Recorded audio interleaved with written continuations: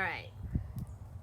Hey guys, I'm a little early because with the time change, my kids who were trained to, hey Sandy. So I usually do this 5-minute movement at 8:45 on Fridays, but since the time changed, my kids who used to sleep in till 9:30, I trained them to stay up late and sleep in so I could do this stuff.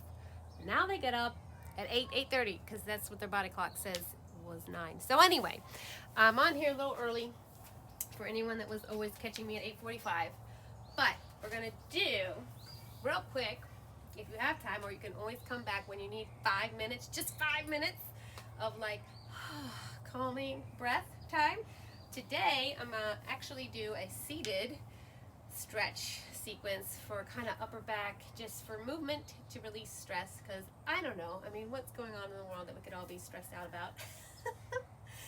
So I'm going to put on my watch because I always time this to make sure I don't go over 5 minutes.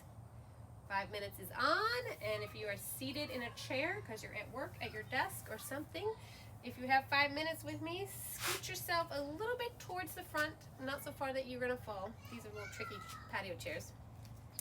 And then hopefully you're in a chair where your knees can be somewhat close to 90-ish degree bent. It's not too tall or too short for you. We're gonna wiggle the legs a little bit wider so we have a strong, firm base. And then we're going to take up one arm. I believe if you're watching this and mirroring me, you're going to be using your right arm. I can't remember if Instagram reverses it or not. We're going to just side bend over, only as far as you can go without this opposite hip tipping up.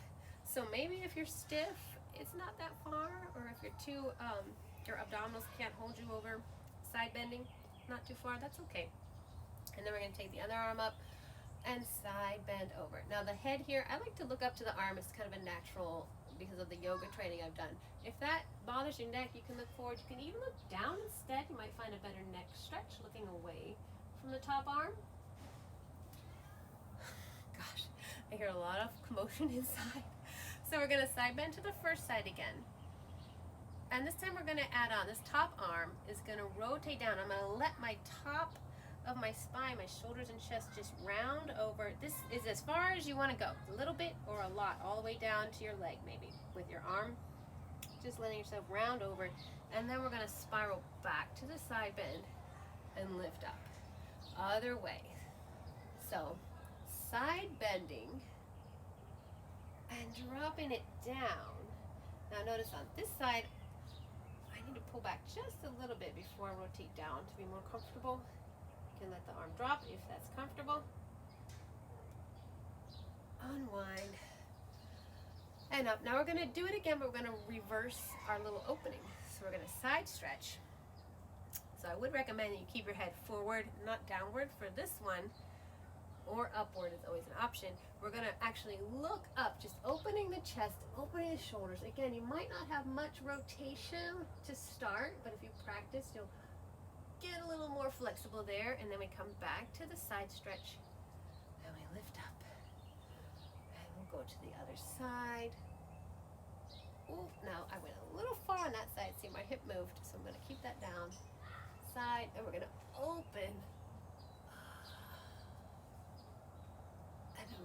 Back to the side bend, and we're going to come up. Now, if that's too much with your arms, anything with your shoulders, you don't want to go along with this, but you don't want to reach the arm up, we can take the fingertips to the shoulders here. You can even do all the movement here with your arm down. Just think of your shoulder as your initiating movement, looking down, looking up, opening the shoulder. We can do it all without the arms, and maybe that's even a good practice for you. If you have a lot of tension in shoulders and necks, think of the movement coming from our upper body, but just let the arms go along for the ride. Come back to the center and up. Now I've done a lot of side to side and rotating in our torso. Let's just take a nice little fold from the top of our head. Actually, this is more of a Pilates roll than a fold. Chin to the chest. And then we're going to collapse the chest, start to round forward. I want you to feel your abs active and working. They're pulling in, but we're going to let ourselves round forward Now again, if you have a tight lower back, you might be able to go maybe this far and then hold that. If you're a little bit looser, you might be able to go farther. I feel like my timer didn't go on. Oh, okay, I've got 1 more minute. I was like, make sure it turned on. And then we're gonna roll up. And then let's hold on to our knees and we're gonna open the chest. We're gonna just lift the chest bone. If you're in a room, it's to the diagonal where the ceiling and the wall meet. But we still hold this together. We don't wanna arch the lower back. We were holding our torso together. Our abdominals are working. Recover, and let's go forward again. This is gonna feel a little bit like a spine stretch feeling, but we get a little more folding in the lower back here as we go over. Now, I always like to use movement in my stretches too, so if it's achievable, if it feels good to you, you can kind of wiggle your spine back and forth like it's a piece of seaweed under the sea. And then roll back up. Press your sternum towards that place. Uh-oh, we're about to have crazy kids interrupt us. All right. Okay, I had, 5 minutes. Perfect timing. Here's my little 3-year-old, Isaiah. I don't know what's going on. Hey guys, I'm live on Instagram right now. You all want to be Instagram stars? Here's Ruben.